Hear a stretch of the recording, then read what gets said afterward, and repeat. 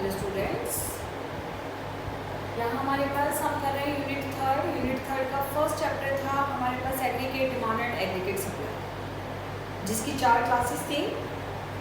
उनमें हमने aggregate demand और एग्रीगेट सप्लाई के बारे में बहुत डिटेल से पढ़ा, उसके कंपोनेंट्स के बारे में पढ़ा। वो सारे कंपोनेंट्स हमारे आप यहाँ से की चैप्टर में काम आए।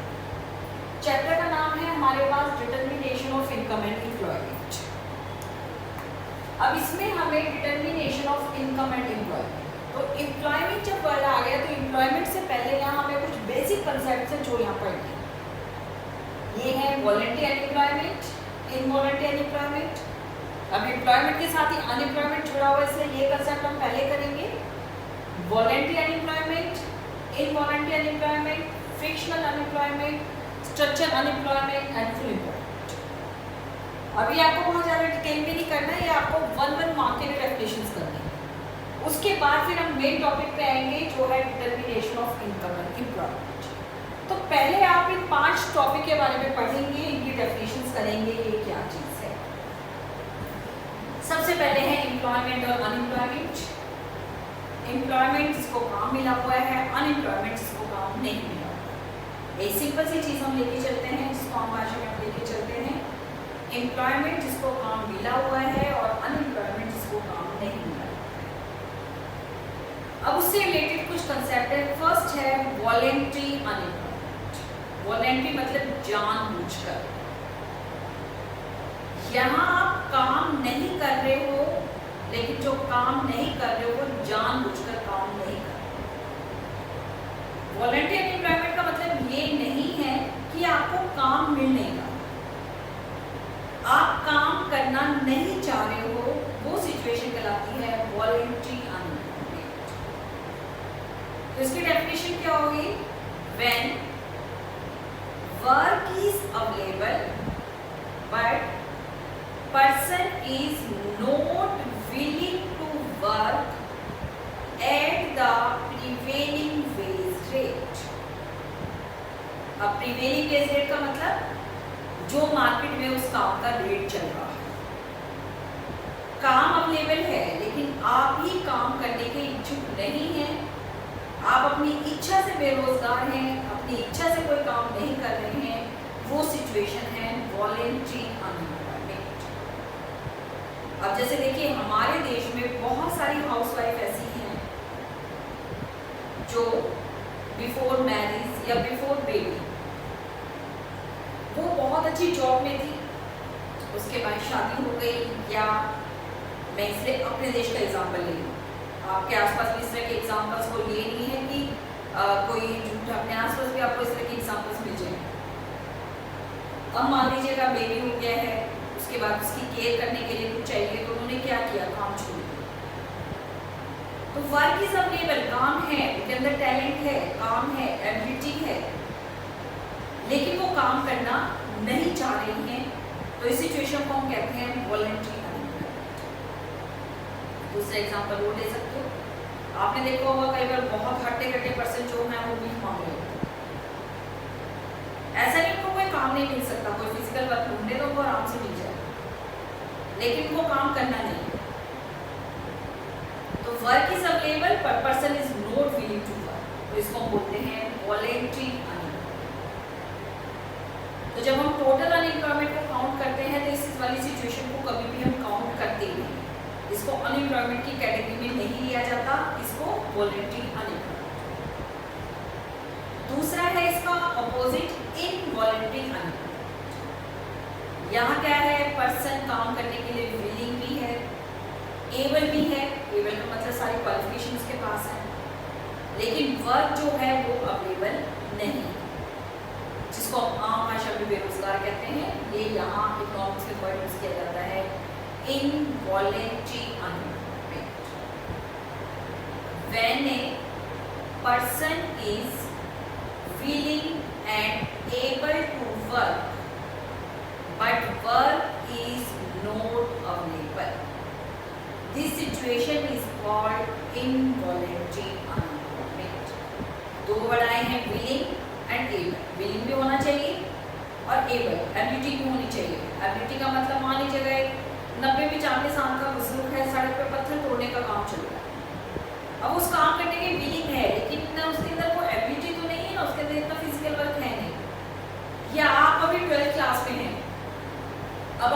बड़ी कंपनी का सीईओ बनना चाहते हैं, बिलिंग तो है लेकिन एबिलिटी कहाँ है? आप बड़ी कंपनी में जब आप काम कर रहे हो तो आपके पास एमबीए क्वालिफिकेशन होनी चाहिए, एटलीस्ट ग्रेजुएशन तो आपके पास होनी चाहिए। या आपके पास चलो डिग्री नहीं है तो डिग्री के अलावा कोई और आपके पास क्वालिफिकेशन होना चाहिए, कोई टैलेंट होना चाहिए, जब तो आपको जॉब मिलेगी। तो ये हमारे पास हुआ इनवॉलंटरी अनएम्प्लॉयमेंट। अब हमारे पास अगला frictional unemployment and structural unemployment. ये अनएम्प्लॉयमेंट के अलग अलग टाइप्स होते हैं जो हमेशा प्रेजेंट रहते हैं, लेकिन ये प्रेजेंट जो रहते हैं ये शॉर्ट टर्म होते हैं, लॉन्ग टर्म नहीं होते। ये हमेशा क्या रहेंगे? ये हमेशा आपके पास शॉर्ट टर्म रहेंगे, लॉन्ग टर्म ये नहीं होते। ये शॉर्ट टर्म टर्म्स है, मतलब ये बेरोजगारी थोड़े समय के लिए होती है, थोड़े समय के बाद ये बेरोजगारी जो है वो खत्म हो जाती है। तो इसमें पहले हम पढ़ रहे हैं फ्रिक्शनल अनएम्प्लॉयमेंट, जो आपसे एक नंबर की बताया था, डेफिनेशन पूछी जा सकती है। फ्रिक्शनल अनएम्प्लॉयमेंट का मतलब it refers to the situation which arise, मतलब यह अनएम्प्लॉयमेंट है, which arise during the period when workers leave one job and join the other. Generally developed countries में होता है, इंडिया जैसे देश में नहीं कि एक बार यहाँ को जॉब मिल जाए तो जनरली कोई छोड़ के राज्य नहीं जाता। ये है फ्रिक्शनल एम्प्लॉयमेंट जो आपके डेवलप्ड कंट्रीज होते हैं। मान लीजिएगा आपने किसी कंपनी में जॉब किया, आपको वहाँ का एटमोसफेयर पसंद नहीं आया, आपको वहाँ की जो सिचुएशन है वो समझ नहीं आ रही, तो आप क्या करते हो? आप काम वहाँ से छोड़ देते हो, लेकिन आपके अंदर एबिलिटी तो है ही। थोड़े टाइम के बाद आपको कहीं और काम मिल जाता है, तो उतने टाइम के लिए जो आप अनएम्प्लॉयड रहते हैं वो कहलाता है फ्रिक्शनल अनएम्प्लॉयमेंट। और कई बार ये जो जॉब फ्रिक्शनल एम्प्लॉयमेंट है इस कारण भी होता है कि आपके अंदर एबिलिटी है, लेकिन आपको जॉब कौन देगा ये आपको नहीं पता। लेकिन जैसे ही आपको नॉलेज मिलती है, जैसे मान लो अनएम्प्लॉयमेंट एक्सचेंज है, उसमें लोग नाम लिखवा देते हैं, तो वहाँ से कॉल हो जाता है कि सारे टैलेंट को यहाँ काम करने के लिए भेज दीजिए। तो आपके अंदर एबिलिटी तो है, क्वालिफिकेशन है, लेकिन आपको ये नहीं पता कि वर्क आपको कहाँ मिलेगा। तो लैक ऑफ मार्केट इंफॉर्मेशन, आपको मार्केट की पता नहीं है कि आपको जॉब कहाँ मिल सकता है, तो वो अनएम्प्लॉयमेंट भी क्या कहलाता है? Frictional unemployment. जैसे मान लीजिएगा बिहार में किसी ने कोई कोर्स किया, अब बिहार में जॉब अवेलेबल नहीं, लेकिन वो दिल्ली में आके जॉब करना नहीं चाहता, दिल्ली में नहीं आना, होम सिकनेस है, तो वहाँ जॉब अवेलेबल नहीं है। लेकिन जैसे वो मूवमेंट करेगा, वहाँ से बाहर सिटी में निकलेगा, उसको जॉब मिल जाएगी। जैसे आप दूसरा एग्जाम्पल देखिए, जो बीटेक स्टूडेंट्स हैं, बीटेक स्टूडेंट्स को आपने देखा होगा, जो कंपनियों में जॉब मिलता है वो कंपनी है तो गुड़गांव है या नोएडा है या बेंगलुरु। अपने आसपास देखा होगा बीटेक स्टूडेंट्स को जनरली इस तरह 3 सिटीज हैं इनमें ज़्यादा काम है। अब मान लीजिएगा आप मेरठ में रहते हैं, अब बीटेक करके आप ये सोचो मेरठ में मुझे अच्छी जॉब मिल जाए। अब वहाँ तो जॉब अवेलेबल ही नहीं है, लेकिन आप मेरठ से नोएडा आना नहीं चाहते हो, तो कुछ समय के लिए अनएम्प्लॉयड रहोगे, लेकिन जैसे ही आप मूव करने की सोच लेते हो आपको जॉब मिल जाएगी। ये है फ्रिक्शनल अनएम्प्लॉयमेंट। तो ये 2 सिचुएशंस में है कि जो वर्कर्स हैं वन जॉब को छोड़ देते हैं, इतने में दूसरी जॉब मिलती है, या कई बार उनको क्या होता है इन्फॉर्मेशन नहीं होती कि कहाँ उनको जॉब मिल सकती है। नेक्स्ट है आपके पास स्ट्रक्चर अनएम्प्लॉयमेंट, जो इकोनॉमिक स्ट्रक्चर की वजह से, इकोनॉमिक स्ट्रक्चर में जो स्टेप लॉकडाउन में जो अनएम्प्लॉयमेंट है वो स्ट्रक्चर अनएम्प्लॉयमेंट। इकोनॉमिक सिचुएशंस ऐसी हैं, फैक्ट्रियाँ बंद पड़ी हैं, लेकिन शॉर्ट टर्म के लिए धीरे धीरे फैक्ट्रियाँ खुलेंगी, आपको पता है धीरे धीरे सब कुछ खुलेगा, नॉर्मल होगा, तो दोबारा एम्प्लॉयमेंट जनरेट हो जाएगा शॉर्ट टर्म के लिए। तो इससे में आप देखें अनएम्प्लॉयमेंट लेवल कितने हाई से है। इकोनॉमिक स्ट्रक्चर ही ऐसा। अब फैक्ट्रियाँ खुल भी गई हैं, तो उसमें आप देखिए किसी के पास रॉ मटेरियल की कमी है, फिर उसके बाद गवर्नमेंट ने रूल बनाया हुआ है कि आपको हाफ स्ट्रेंथ के साथ काम करना है, तो फुल स्ट्रेंथ के साथ वो लेवल को काम दे ही नहीं सकते। ये सिचुएशन सब क्या कहलाती है? Structure unemployment. जहाँ इकोनॉमिक स्ट्रक्चर ऐसा है, दूसरे जो फैक्टर्स ऑफ प्रोडक्शन उनकी कमी है, पैसा नहीं है, रॉ मटेरियल नहीं है, इलेक्ट्रिसिटी नहीं है, तो उसके कारण लेबर को काम नहीं मिल पाता। लेकिन जैसे रिसोर्सेज पूरे होते हैं आपको काम मिल जाता है, तो इसको हम बोलते हैं स्ट्रक्चर अनएम्प्लॉयमेंट। लास्ट है फुल एम्प्लॉयमेंट। अब फुल एम्प्लॉयमेंट का मतलब ये नहीं है कि इकोनॉमी में जितने लोग हैं वो सब लोग काम कर रहे हैं, ये नहीं है फुल एम्प्लॉयमेंट का मतलब। आप ये सोचो फुल एम्प्लॉयमेंट मतलब सब लोगों को काम है। फुल एम्प्लॉयमेंट में आप देखिए वॉलंटरी अनएम्प्लॉयमेंट तो रहेगा ही, क्यों? क्योंकि वो लोग तो काम ही नहीं करना चाह रहे। फिक्शनल अनएम्प्लॉयमेंट भी रहेगा, लेबर एक जॉब से दूसरी जॉब में स्विच ऑफ करते रहते हैं, कभी कहीं ज्वाइन किया फिर छोड़ दिया। स्ट्रक्चरल अनएम्प्लॉयमेंट भी रहेगा, थोड़े टाइम के लिए रॉ मटेरियल की कमी हो गई, इलेक्ट्रिसिटी की कमी हो गई, आपने छोड़। तो फुल एम्प्लॉयमेंट डेफिनेशन अगर हम देखें तो full employment refers to the situation, full employment refers to the situation when a person is willing and able to work, when a person is willing and able to work and get work। जो लोग भी काम करना चाहते हैं और जिन लोगों के पास काम करने की एबिलिटी है, यदि उन सब लोगों को काम मिल जाता है तो उसको हम क्या बोलते हैं? फुल। यहाँ एक बार वो क्वेश्चन में आया था कि does full employment means that every person is working? नहीं, आंसर आएगा नो। फुल एम्प्लॉयमेंट का मतलब ये नहीं है कि इकोनॉमी के सब लोग काम कर रहे हैं। जो वॉलंटियर अनएम्प्लॉयमेंट है, जो लोग काम करना ही नहीं चाह रहे, उनको आप कैसे जबरदस्ती काम करोगे? तो सब लोग काम नहीं कर रहे। फुल एम्प्लॉयमेंट का मतलब जो लोग काम करना चाह रहे हैं उन सबको अगर काम मिल जाए तो उसको बोलते हैं फुल एम्प्लॉयमेंट। और जनरली फुल एम्प्लॉयमेंट की जो सिचुएशन है वो किसी भी इकोनॉमी में नहीं पाई जाती। मतलब आप कोई भी विकसित देश है, अमेरिका जैसा देश है, डेवलप कंट्री, अगर आप ये सोचो वहाँ आपको वहाँ सब लोगों को काम मिल जाता है, वहाँ भी पॉसिबल नहीं होगा। तो अब ये कंसेप्ट पढ़ने के बाद हम देखेंगे डिटर्मिनेशन ऑफ, जो चैप्टर का नाम है आपके पास, determination of income and employment.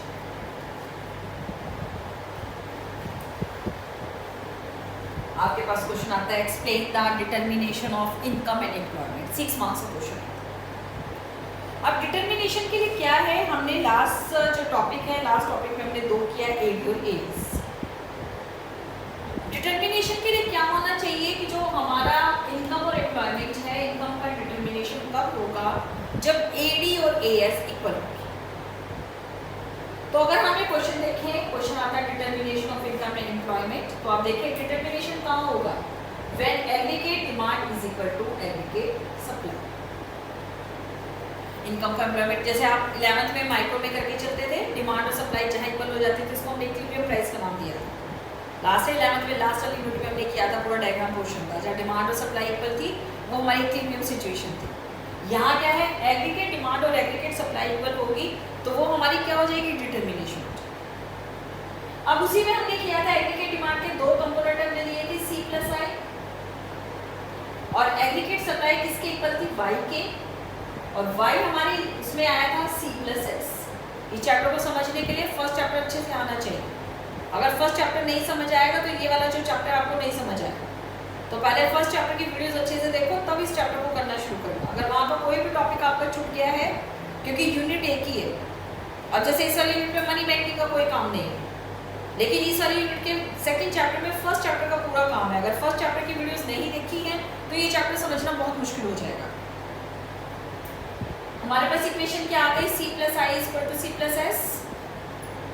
c से c कैंसिल हो गए, दोनों में कॉमन है, तो क्या हो गया? i is equal to s। i for investment, s for saving. तो ये जो हमारे पास है इनकम और एम्प्लॉयमेंट का डिटर्मिनेशन है, इसके लिए आपके पास ये 2 अप्रोच हो गए। एक अप्रोच क्या हो गई? AD/AS approach,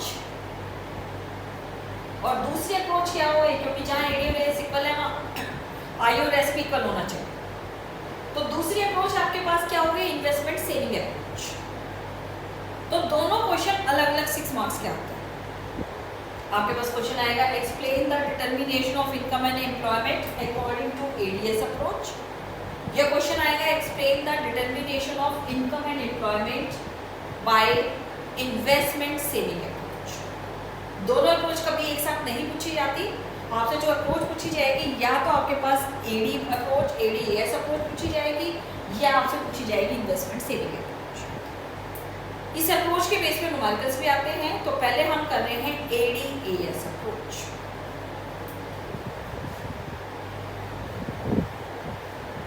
determination of income and employment bye AD/AS approach. अब इसके लिए आपको कुछ भी नया नहीं करना है, जो हमने पिछले चैप्टर में किया सारा वो यहाँ दोबारा आ जाए। अब सबसे पहले हम क्या करके चलते हैं कि ये अप्रोच क्या मानती है कि इकोनॉमी में इक्विलिब्रियम लेवल ऑफ इनकम और जो एम्प्लॉयमेंट है वो कहाँ डिटरमाइन होगा, where AD is equal to AS। सबसे पहले क्वेश्चन को यही शुरू करेंगे कि जो अप्रोच है, ये अप्रोच हमें क्या बताती है कि जो डिटर्मिनेशन है वो कहाँ स्टैब्लिश होता है, जहाँ AD और AS इक्वल है। अब AD और AS इक्वल है तो आप next paragraph now aggregate demand. अब एग्रीगेट डिमांड में या एग्रीगेट डिमांड के बारे में थोड़ा सा बताओ।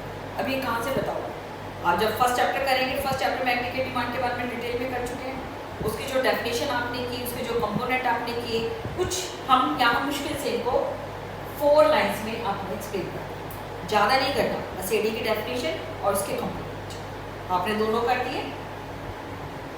फिर AS aggregate supply, last chapter में फिर आपने एग्रीगेट सप्लाई पढ़ाया था, मैं यहाँ दोबारा नहीं बता रही हूँ क्योंकि वो वेस्टेज ऑफ टाइम है। अभी जब सारा AD और AS के बारे में डिटेल में कर चुके हो तो उसको दोबारा समझाने का कोई मतलब नहीं। किसी को अगर नहीं समझ आया तो दोबारा पिछली वाली वीडियोस देखिए AD और AS के बारे में। फिर यहाँ वहाँ से वाले चैप्टर से क्या करेंगे, AS के बारे में थोड़ा सा लिख देंगे, डेफिनेशन, उसके कंपोनेंट्स। ये भी मैक्सिमम आपके पास 4 लाइन्स में एक्सप्लेन हो जाता है। कहाँ से क्वेश्चन हमने शुरू किया, पहले हमने कहा कि AD और AS इक्वल होने चाहिए, फिर थोड़ा सा AD के बारे में लिख दिया, फिर थोड़ा सा AS के बारे में। अब AD और AS के बारे में लिखने के बाद में अभी जो इक्विलिब्रियम है उसको हम टेबल से समझाएंगे, कर्व से समझाएंगे। टेबल में आपके पास जब इक्विलिब्रियम दिखाना है तो AD और AS आपके पास होनी चाहिए। इक्विलिब्रियम के लिए AD और AS नहीं दिखाएंगे तो इक्विलिब्रियम कहाँ दिखाएंगे। अब AD और AS के लिए जो ले रहे हैं वो वही वाली टेबल ले रही हूँ जो मैंने लास्ट क्लास में ली थी।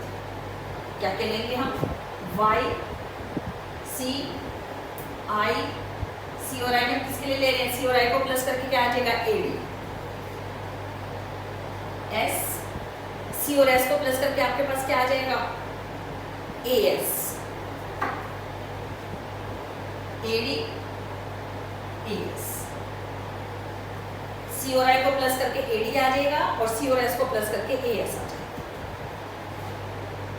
सिचुएशन कहाँ इक्विलिब्रियम है, इनकम लेवल वही ले रहे हैं हम 0 से 600,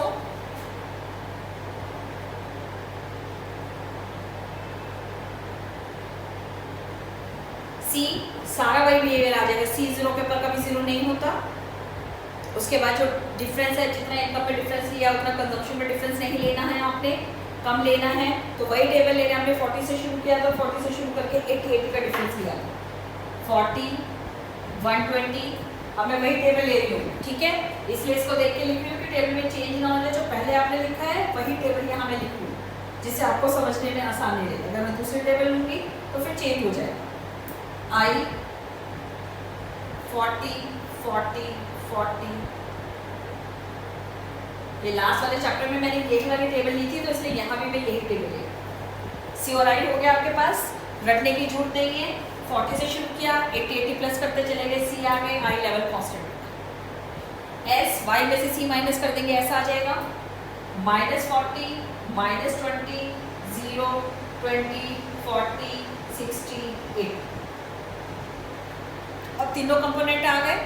अब यहाँ आप क्या करेंगे, C और I को प्लस करके AD निकालो। AD क्या हो जाएगा, C plus I। 40 and 40 80, 160 240 320 400 480 and 560। AS निकालने के लिए क्या करेंगे, C और S को प्लस करेंगे। 40 -40 0 120 -20 100 200 300 400 500 600। AS और Y हमेशा इक्वल होते हैं, लास्ट चैप्टर में हम कर चुके हैं। तो आप चाहे प्लस भी ना करें तब भी आप सीधा U का U लिख सकते हैं। अब इक्विलिब्रियम कहाँ होता है, जहाँ AD और AS इक्वल है। AD भी 400 AS भी 400, ये है इक्विलिब्रियम। AD के इस लेवल को हम बोलते हैं इफेक्टिव एग्रीगेट डिमांड। ये आपके पास एक नंबर में क्वेश्चन आ सकता है, इफेक्टिव एग्रीगेट डिमांड क्या। एग्रीगेट डिमांड के हर एक लेवल इफेक्टिव नहीं कहलाता।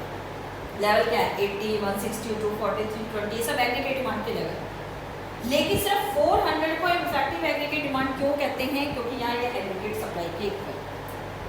तो क्या हो गया? Effective aggregate demand is that level of aggregate demand where AD is equal to AS।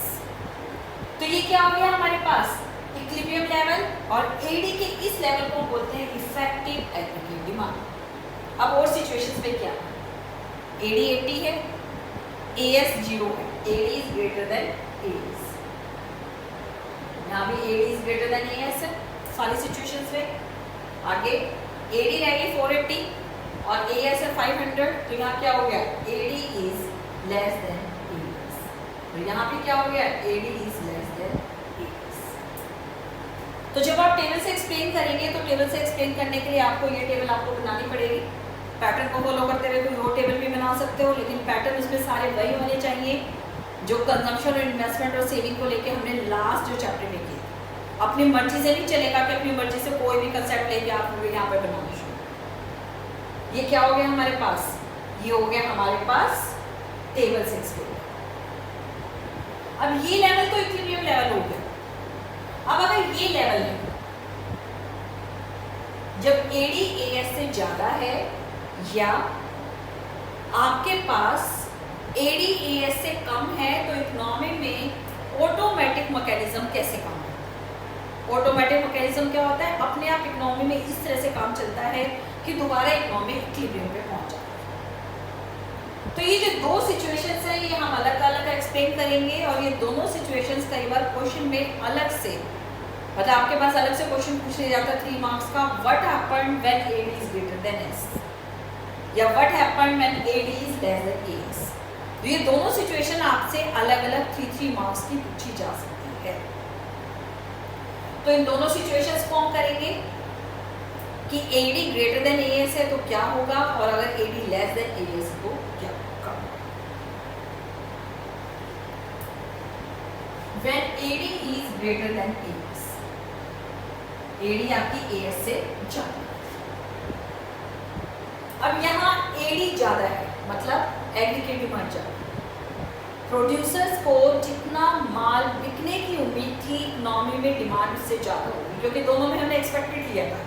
AS क्या है? जो वो प्रोडक्शन कर रहे हैं उसकी वैल्यू, और AD जो इकोनॉमी में डिमांड रहने की उम्मीद है। अब AD ज़्यादा है, मतलब जितना एक इकोनॉमी में, मान लो दिवाली पर ऐसा लग रहा था कि 10 टन डिमांड रहेगी, लेकिन इकोनॉमी में क्या होगा? डिमांड हो गई 12 टन की, लेकिन प्रोडक्शन कितने का था? सिर्फ 10 टन का। 10 टन सामान बनाया गया था, डिमांड कितने की होगी? 12 टन की। अब प्रोड्यूसर तो 12 टन सामान बना के रखे हुए थे। अब 2 टन जो सामान है एक्स्ट्रा कंज्यूमर आएंगे, एक्स्ट्रा कंज्यूमर आएंगे तो इससे क्या होगा? यहाँ पे सारा जो स्टॉक है वो बिक जाएगा, all stock will be sold out. सारा स्टॉक जो है वो प्रोड्यूसर का बिक जाएगा क्योंकि डिमांड ज्यादा है। उसके बाद भी कस्टमर आते रहेंगे। अब प्रोड्यूसर को अफसोस रहेगा कि कस्टमर आ रहे हैं, माल मेरे पास नहीं है, तो एक तरह से उसको लॉस हो रहा है। किसका? जो अनफुलफिल्ड डिमांड है, जिस डिमांड को पूरा नहीं कर पा रहा उसको लॉस हो रहा है। Loss of unfulfilled demand. अब इस साल जब माल पूरा नहीं पड़ा है तो अगले साल जब प्रोड्यूसर्स हैं वो जब प्लानिंग करेंगे तो वो ज़्यादा आउटपुट की करेंगे, कम की करेंगे? ऑब्वियसली ज़्यादा की करेंगे। वो तो पिछले साल माल कम रह गया तो आपके पास ज़्यादा बिकेगा तो थोड़ा माल और ज़्यादा बनेगा। तो जो प्लांट आउटपुट है वो क्या हो जाएगा? इंक्रीज हो जाएगा। हमने कहाँ से शुरू किया था? AD ज़्यादा थी, अब क्या हुआ? प्लांट आउटपुट इंक्रीज होने लग गया, इससे आउटपुट इंक्रीज होगा। और प्रोसेस कब तक चलता रहेगा? जब तक AD और AS इक्वल नहीं हो जाए। तो यहाँ देखिए AD 80, सप्लाई नहीं थी, अब क्या हुआ? सप्लाई बढ़ी, यहाँ भी दोनों में गैप आ गया। यहाँ पे डिमांड 160 की है लेकिन सप्लाई सिर्फ 100 की है, उससे क्या हुआ? और ज़्यादा जो है वो सप्लाई बढ़ी, और ज़्यादा सप्लाई बढ़ी, सप्लाई बढ़ती रही, डिमांड बढ़ती रही। अब एक लेवल पे क्या होगा? इक्विलिब्रियम हो गया। तो ये लेवल वही है जहाँ AD और AS आपस में इक्वल है। तो क्या हुआ? इस वाली सिचुएशन से इकोनॉमी क्या हुआ? दोबारा इक्विलिब्रियम में। अब हम करते हैं ये वाली सिचुएशन में AD is less then AS। ये मैंने एरो के निशान में लगा के बताया, आपको एरो के निशान में नहीं लिखना है, आपको पूरा पैराग्राफ लिखना है। AD is less than AS। अब यहाँ प्रोड्यूसर जितना माल बिकने की आशा कर रहे थे, माल उतना नहीं बिका। तो जो प्रोड्यूसर्स है उनके पास क्या हुआ, अनडिजायर्ड स्टॉक इकट्ठा हुआ। अनडिजायर्ड स्टॉक क्या होता है? एक होता है डिजायर्ड स्टॉक। डिजायर्ड स्टॉक वो स्टॉक जिसको प्रोड्यूसर अपनी इच्छा से दुकान में भर लिया है, फैक्ट्री में भर लिया। और अनडिजायर्ड स्टॉक मान लो माल नहीं बिका तो उसको कहाँ फेंकोगे, रह ही जाएगा। माल नहीं बिक रहा है तो अनडिजायर्ड स्टॉक इकट्ठा हो गया। तो इससे प्रोड्यूसर्स के पास क्या हो गया, अनडिजायर्ड स्टॉक इकट्ठा हो गया। अनडिजायर्ड स्टॉक इकट्ठा हो गया, वही माल नहीं बिक रहा तो आगे आउटपुट की प्लानिंग ज़्यादा नहीं होगी। लेस प्लान आउटपुट, अगले साल कम आउटपुट की प्लानिंग की जाएगी। लेस आउटपुट, लेस आउटपुट का मतलब एएस कम हो गई। और हमने शुरू क्या किया था, एडी लेस देन एएस, मतलब एएस ज़्यादा थी। प्रोसेस कब तक चलता रहेगा, जब तक एडी और एएस आपस में इक्वल नहीं हो जाए। Process will continue till AD is equal to AS. देखिए यहाँ था 500 समान, अब 500 से फिर जो है इकोनॉमी में जब डिसिक्लिमेंट में पहुंचेंगे तो ये दोबारा यहाँ 400 पहुंचे। तो ये जो दो सिचुएशंस हैं, AD is greater than AS and AD is less than AS, ये आपसे कैसे अलग अलग पूछी जा सकती है। हम कर रहे हैं determination of income and employment by AD AS approach. इसमें हमने इसको किया टेबल से। आपको एग्जाम में टेबल और कर्व से किसी से भी पूछा जा सकता है, तो दोनों चीज़ें आपको करनी पड़ेगी। ये नहीं है कि आप अपना कंफर्टेबल फैक्टर देखोगे कि आपको लगता है कि नहीं नहीं ये ठीक है तो हम इसमें ही कर लें, ऐसा नहीं है। आपको दोनों चीज़ें याद करनी पड़ेंगी, टेबल भी और कर्व भी। एग्जाम में आपसे हाथ बंधे हो सकते हैं, या तो टेबल से पूछ सकते हैं या आपको इससे कर्व से पूछा जा सकता है। अब हम कर्व बनाएंगे इसका।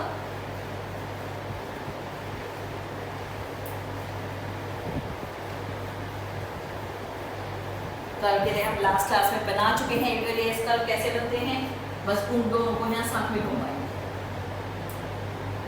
OX Y, एक्स एक्सिस पे income oblique employment oblique production, आप कुछ भी कह सकते हो, सब एक ही सेंस में यूज होता है। और यहाँ हमारे पास एएस का 45 डिग्री का लाइन बनता है क्योंकि इनकम लाइन के इक्वल होता है। AS is equal to Y is equal to C plus S। AD curve upward sloping बनता है और जीरो से शुरू नहीं होता क्योंकि AD कभी जीरो पे जीरो नहीं होता। AD is equal to C plus I।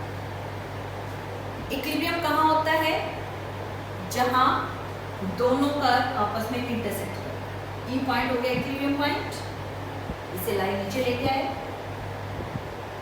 जो OY है, OY लेवल हो गया जो हमने कहा था equilibrium level of income and output. Table में जो 400 करोड़ आया था, ये यहाँ हमारे पास जो OY है ये हो गया हमारे पास equilibrium level of income and employment.